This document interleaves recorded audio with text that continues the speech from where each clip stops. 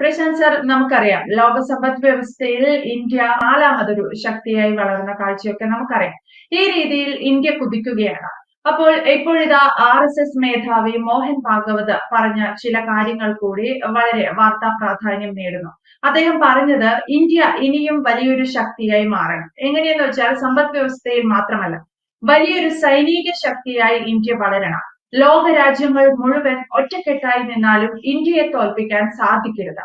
അതായത് ഇന്ത്യക്കെതിരെ ലോക രാജ്യങ്ങൾ മുഴുവൻ ഒരു യുദ്ധം പ്രഖ്യാപിച്ചാലും അവരെയെല്ലാം നേരിടാനുള്ള ഒരു ശക്തി ഇന്ത്യക്ക് വേണം. അതിന് നമ്മുടെ സേന കൂടുതൽ ശക്തമാകണം എന്നാണ് അദ്ദേഹത്തിന്റെ ഒരു അഭിപ്രായം.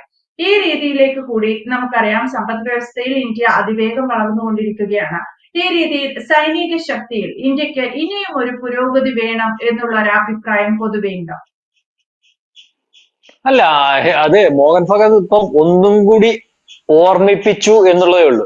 നിങ്ങൾ ശ്രദ്ധിച്ചായിരുന്നോ ഇന്ത്യയുടെ ഈ സിന്ദൂർ എന്ന് പറയുന്ന ഓപ്പറേഷൻ, അല്ലെങ്കിൽ അതിനു മുമ്പ് പല ഘട്ടങ്ങളിൽ പല വിഷയങ്ങൾ, പല ത്രെട്ടുകൾ, പല കാര്യങ്ങൾ ഈ പറയുന്നത് പോലെ നമ്മുടെ ശത്രു രാജ്യമായിട്ടുള്ള ചൈനയുടെ ഭാഗത്തു നിന്നും ബംഗ്ലാദേശിന്റെ ഭാഗത്തു നിന്നും, അല്ലെങ്കിൽ അതൊക്കെ പിന്നെ ശത്രുവാന്ന് പറയാൻ പറ്റത്തില്ല, പാകിസ്ഥാന്റെ ഭാഗത്തു നിന്നൊക്കെ വരുമ്പോൾ പലരും വന്ന് പറയാറുണ്ടല്ലോ, ഞങ്ങൾ ഇടപെടണോ, ഞങ്ങൾ ഇടപെടണോ, ഞങ്ങൾ ഇടപെടണം. പ്രധാനമായിട്ട് ഇടപെടാൻ അങ്ങ് വെമ്പൽ കൊണ്ട് നിൽക്കുന്ന ഒരു രാജ്യമാണ് അമേരിക്ക. അമേരിക്ക പോലെ ഒരു രാജ്യം ഇടപെടുന്നു എന്ന് കണ്ടാൽ മറ്റു ലോകരാജ്യങ്ങളൊക്കെ ഞങ്ങളുടെ കൂടെ അമേരിക്ക ഇടപെടുന്നു. ഒരു പക്ഷേ ഇസ്രയേൽ പോലും ആ ഇടപെടിയിൽ അല്ലെങ്കിൽ ഒന്ന് പറഞ്ഞേക്ക് എന്ന് പറയുന്നത് ആ രാജ്യത്തിന്റെ സുരക്ഷിതത്വത്തിന് കൂടുതൽ വലിപ്പത്തിൽ നല്ലതാണെന്ന് വിചാരിക്കുന്ന സമയത്താണ് നരേന്ദ്രമോദി പറഞ്ഞത് സംസ്ഥാനവും അല്ലെങ്കിൽ സംസ്ഥാനവും കേന്ദ്രവും ഒന്നിച്ചു പോകണം. വികസനത്തിന്റെ കാര്യത്തിൽ രാഷ്ട്രീയ പാർട്ടി നോക്കേണ്ട കാര്യമില്ല. ഏത് സംസ്ഥാനത്തെ ഏത് രാഷ്ട്രീയ പാർട്ടി ഭരിച്ചാലും ഒന്നിച്ച് കേന്ദ്രത്തിന്റെ കൂടെ സംസ്ഥാനങ്ങൾ വികസനത്തിലൂന്നി മുന്നോട്ട് പോയാൽ ലോകത്തിന്റെ നെറുകയിൽ ഇന്ത്യക്ക് എത്തുന്നതിന് പ്രയാസപ്പെടേണ്ടി വരത്തില്ല.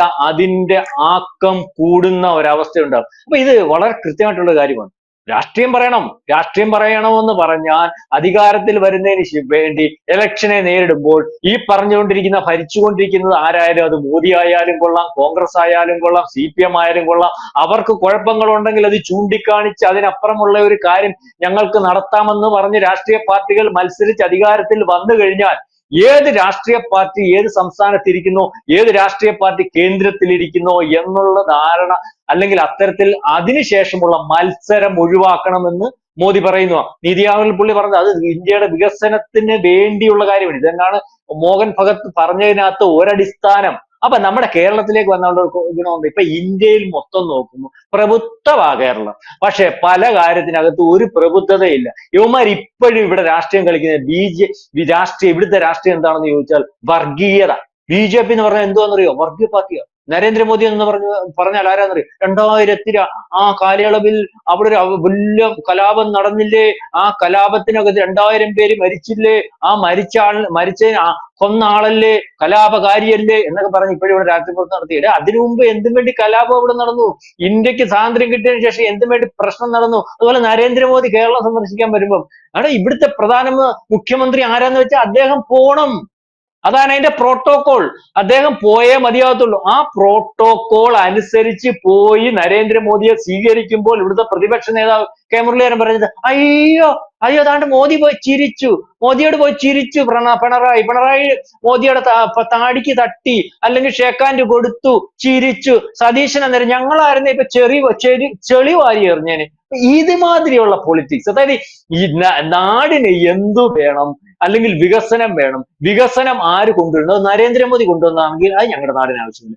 ഇങ്ങനെ നിന്നിട്ട് നാടിനെ രക്ഷപ്പെടുത്താതെ വർഗീയ ധ്രുവീകരണത്തിൽ കൂടി, അല്ലെങ്കിൽ മതമൗലികവാദികളുടെ പ്രമോഷൻ നടത്തുന്നതിന് വേണ്ടി രാജ്യത്തെ ഒറ്റുകൊടുക്കുന്ന ഏതെങ്കിലുമൊക്കെ പാർട്ടി ഉണ്ടെങ്കിൽ ആ പാർട്ടിയൊക്കെ മാറ്റി നിർത്തി രാജ്യ താല്പര്യം വരുമ്പോൾ പാർട്ടി വേണ്ട, കേന്ദ്രവും കേരളവും ഒന്നാകണം, അങ്ങനെ മുന്നേറണം. അങ്ങനെ മുന്നേറിയാൽ ഇപ്പം 4ാമത് വന്നതിൽ തോന്നുന്നു 1ാമത് വരുന്നതിന് നമ്മൾ ഉദ്ദേശിക്കുന്ന 2030 2050 ഒന്നും വേണ്ടി വരില്ല. വളരെ കൃത്യമായിട്ട് മുന്നോട്ട് പോകാൻ പറ്റും. പക്ഷെ നമ്മുടെ കേരളത്തെ എടുത്തു പറയാൻ കാര്യം, കേരളം മറ്റുള്ള സംസ്ഥാനങ്ങളെ പരീക്ഷ മതി. തമിഴ്നാട് വലിയ കമ്മ്യൂണിസം ഒക്കെ പറയുന്ന രാജ്യമാണ്. അല്ലെങ്കിൽ കമ്മ്യൂണിസ്റ്റ് പാർട്ടി എന്ന് പറഞ്ഞാൽ, പിണറായി എന്ന് പറഞ്ഞാൽ, എന്റെ സഹോദരന, CPM എന്ന് പറഞ്ഞാൽ എനിക്ക് അങ്ങ് രോമാഞ്ചം വരുമെന്നൊക്കെ പറഞ്ഞ സ്റ്റാലിൻ കഴിഞ്ഞ ദിവസം സാംസങ്ങിന്റെ ഒരു വലിയ അല്ലെങ്കിൽ സാംസങ് ഉത്പാദിപ്പിക്കുന്ന വലിയൊരു കമ്പനി ഉണ്ട് തമിഴ്നാട്ടിൽ. അവിടെ CPM-കാരുടെ സമരം എടുത്തു ജോലി പ്രശ്നവുമായിട്ട് ബന്ധപ്പെട്ട്. ഒന്നും നോക്കിയില്ല. CPM-ന്റെ പ്രമുഖരായിട്ടുള്ള നേതാക്കന്മാർ, തമിഴ്നാട്ടിലെ CIT-യുടെ നേതാക്കന്മാർ സമരം നടത്തി. ഒരു മമതയും വന്ന് അന്നേരം CPM-നോടില്ല, ഒരു മമതയും സമരത്തിനോടില്ല, അടിച്ചെടുത്ത് അകത്തിട്ടു. 10-40 ദിവസം കഴിഞ്ഞാൽ ജാമ്യം കിട്ടി വെളിയിൽ ഇറങ്ങി. അതായത് തമിഴ്നാട്ടിന്റെ വികസനത്തിനകത്ത് ആര് നിന്നാലും അവിടെ വരുന്ന, അല്ലെങ്കിൽ തമിഴ്നാട്ടിൽ വന്ന് വ്യവസായം ചെയ്യുന്നവരുടെ ഭാഗമായിട്ട് നിൽക്കുന്ന ഒരു രാഷ്ട്രീയ പാർട്ടി അല്ലെങ്കിൽ ഒരു മുഖ്യമന്ത്രിയായിട്ട് സ്റ്റാലിനെ കണ്ടത്. അതുപോലെ കോൺഗ്രസ് തന്നെയല്ലേ തെലുങ്കാനയിൽ ഈ പറയുന്ന രേവന്ത് റെഡ്ഡിയില് അവിടെ വ്യവസായം തുടങ്ങുന്നതിന് ആർക്കാ കുഴപ്പം? എല്ലാ വികസനവും കേന്ദ്രത്തിന്റെ സഹായത്തോടു കൂടി അല്ലെങ്കിൽ പോയിരുന്ന് പറഞ്ഞ് മേടിച്ചുകൊണ്ട് വരുന്ന ഒരു മുഖ്യമന്ത്രിയെ നമ്മൾ കാണുന്നത്. 4 ദിവസം മതി ഒരു വ്യവസായം തുടങ്ങാൻ. 4 ദിവസം. UP പോലും മോദി അല്ലെങ്കിൽ യോഗിക്ക് പോലും 9 ദിവസം വേണം. അവിടെ 4 ദിവസം മതി. അപ്പൊ അത്തരത്തിലാകണം. പാർട്ടി ഒന്നും നോക്കാൻ പാടില്ല. കേരളത്തിൽ മാത്രമാ പ്രശ്നം. കേരളത്തിൽ ആകപ്പാടെ കോൺഗ്രസിനെ അറിയാവുന്ന, സതീശനെ അറിയാവുന്ന, മുരളീധരനെ അറിയാവുന്ന, അല്ലെങ്കിൽ ഇവിടുത്തെ മാർക്സിസ്റ്റ് പാർട്ടിയുടെ ചില നേതാക്കന്മാർക്കും അറിയാവുന്ന ഒറ്റ പൊളിറ്റിക്സ് എന്ന് പറഞ്ഞാൽ BJP വലിയ പ്രശ്നമുണ്ട്. BJP വലിയ പ്രശ്നമാണെങ്കിൽ നാട്ടുകാരൻ തീരുമാനിക്കട്ടെ. ഇയാൾ തീരുമാനിച്ചു കൊടുത്തോ? ഇയാൾ തീരുമാനിച്ച് ഇതുവരെ കൊടുത്തിട്ടില്ല. ഇപ്പൊ സുരേഷ് ഗോപി മാത്രം ഒരു MP ഉള്ളല്ലോ. ഇവിടുന്ന് ഒരു MLA അല്ലെങ്കിൽ നേരത്തെ ഒരു MLA ഉണ്ടായിരുന്നു. അല്ലാതെ BJP തീരുമാനിച്ച് കേരളത്തിൽ ആരും കൊടുത്തിട്ടില്ലല്ലോ. BJP കേരളത്തിൽ തീരുമാനിച്ചല്ലോ കേന്ദ്രം ഭരിക്കുന്നത്. ഇപ്പൊ 3ാമത് തവണ അവർ ഭരിച്ചുകൊണ്ടിരിക്കുന്നില്ലേ? അവര് ഭരിച്ചുകൊണ്ടിരിക്കുന്നതായിട്ട് അത് പ്രൂവ് ചെയ്തുകൊണ്ടിരിക്കുന്നില്ലേ? നിങ്ങൾ ധരഫോജി എന്ന് വിളിക്കുന്ന നരേന്ദ്രമോദി ഗുജറാത്ത് ഭരിച്ചപ്പോൾ അവിടെ അദ്ദേഹം കേറിയ 2 ദിവസം കഴിഞ്ഞപ്പോൾ ഉണ്ടായ കലാപം 48 മണിക്കൂർ കൊണ്ട് ഇല്ലാതാക്കി. അതിനുശേഷം ഒരു കലാപം സംസ്ഥാനത്ത് ഉണ്ടായിട്ടുണ്ടോ? അതിന് മുമ്പ് 200 കലാപങ്ങൾ ഉണ്ടായി. നിങ്ങൾ മറന്നു പോകുന്നു. നരേന്ദ്രമോദിയെ കുറ്റപ്പെടുത്തുന്നതിന് വേണ്ടി ഈ കലാപം മാത്രം എടുത്തു കാണിക്കുന്നു. അപ്പൊ അദ്ദേഹം പ്രൂവ് ചെയ്ത ആളാണ്. ഇപ്പൊ പ്രൂവ് ചെയ്യുന്നു. ഇന്ത്യയുടെ പ്രധാനമന്ത്രിയായിട്ട് ലോകത്തെ ഇന്ത്യയെ കൊണ്ട് അംഗീകരിപ്പിക്കുന്നു. ലോകം മൊത്തം നരേന്ദ്രമോദിയെ കാണുമ്പോൾ ഇടിയിപ്പിക്കുന്നു. ആ ലോകത്തിന്റെ വികസനം ഇന്ത്യയെ തൊടാൻ വരുന്നവനെ തൊടാൻ പറ്റാത്ത രീതിയിൽ അവനെ തകർത്ത് കളയുന്നു. അപ്പൊ ആ രീതിയിൽ പ്രൂവ് ചെയ്ത ഒരു ഭരണാധികാരിയാണ്. അപ്പൊ അയാളുടെ കൂടെ നിന്ന് ഒന്നിച്ചു നീങ്ങിയാൽ ഇപ്പം വന്ന് 10 കൊല്ലം കൊണ്ടോ അല്ലെങ്കിൽ 11 കൊല്ലം കൊണ്ടോ ലോകത്തിന്റെ 4ാം ശക്തിയാകാൻ പറ്റിയിട്ടുള്ള ഇന്ത്യക്ക് ലോകത്തിന്റെ നെറുകയിലെത്തുന്നതിന് ദൂരക്കുറവ് വരും. അല്ലെങ്കിൽ എളുപ്പത്തിൽ ഇപ്പം നരേന്ദ്രമോദി ആലോചിക്കുന്നതിനെക്കാട്ടിൽ മുമ്പേ കൊണ്ടെത്തിക്കാൻ സാധിക്കും. അപ്പം അതാണ് നരേന്ദ്രമോദി പറഞ്ഞത്. അതാണ് ഈ പറയുന്ന മോഹൻ ഭഗത് പറഞ്ഞത്. ലോകം ഇനി ഒന്നിച്ചു വന്നാലും ഒറ്റയ്ക്ക് നിൽക്കണം. ഇപ്പൊ നിന്നതുപോലെ നിൽക്കണം. അതുപോലെ കരുത്താർജിക്കണം. ആ പ്രതിരോധ സംവിധാനത്തിൽ മാത്രമായിട്ട് നമുക്ക് കരുത്താർജിക്കാൻ പറ്റത്തില്ല. നമ്മൾക്ക് കരുത്ത് വേണമെങ്കിൽ നമ്മുടെ ഈ സമ്പത്ത് വേണം. നമ്മുടെ രാജ്യത്തിനകത്ത് വികസനം വേണം. നമ്മുടെ രാജ്യത്തിനകത്ത് വികസനം ഉണ്ടാകണമെങ്കിൽ സംസ്ഥാനവും കേന്ദ്രവും ഒന്നിച്ചു നിൽക്കണമെന്ന് കഴിഞ്ഞ ദിവസം നരേന്ദ്രമോദി നീതി ആയോഗിൽ പറഞ്ഞത്. അദ്ദേഹത്തിന്റെ നീക്കമെല്ലാം ഈ രാജ്യത്തെ ലോകത്തിന്റെ നെറുകയിൽ എത്തിക്കുന്നതിന് വേണ്ടിയാണ്. അതിന് ഒന്നിച്ചു നിന്നാൽ, രാഷ്ട്രീയം മറന്നു നിന്നാൽ, രാഷ്ട്രീയം ഇലക്ഷനും സമയത്ത് മാത്രം ഉപയോഗിച്ചാൽ നമ്മൾക്ക് എത്തിച്ചേരാൻ പറ്റും. അങ്ങനെ എത്തിച്ചേരണം എന്നാണ് ഒരുപക്ഷെ ഈ പറയുന്ന മോഹൻ ഭഗത് പറഞ്ഞത്.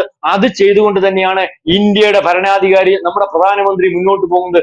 നമ്മളെ എങ്ങും തോൽപ്പിച്ചിട്ടില്ല. ഈ മോദിയല്ല ജയിക്കുന്നത്. 140 കോടി ജനമാണ് ജയിക്കുന്നത്. നമ്മൾ ജയിക്കുന്നു. നമ്മൾ അഭിമാനത്തോടു കൂടി നിൽക്കുന്നു. പഹൽഗാമിന് ശേഷം തലയുയർത്തി നിൽക്കുന്നു. ഇന്ത്യക്കാരൻ ലോകത്തിന്റെ നെറുകയിൽ കൊള്ളാമല്ലോ ഇന്ത്യക്കാരൻ, അവനെ കാണുമ്പോൾ ബഹുമാനം ഉണ്ടാകുന്നു.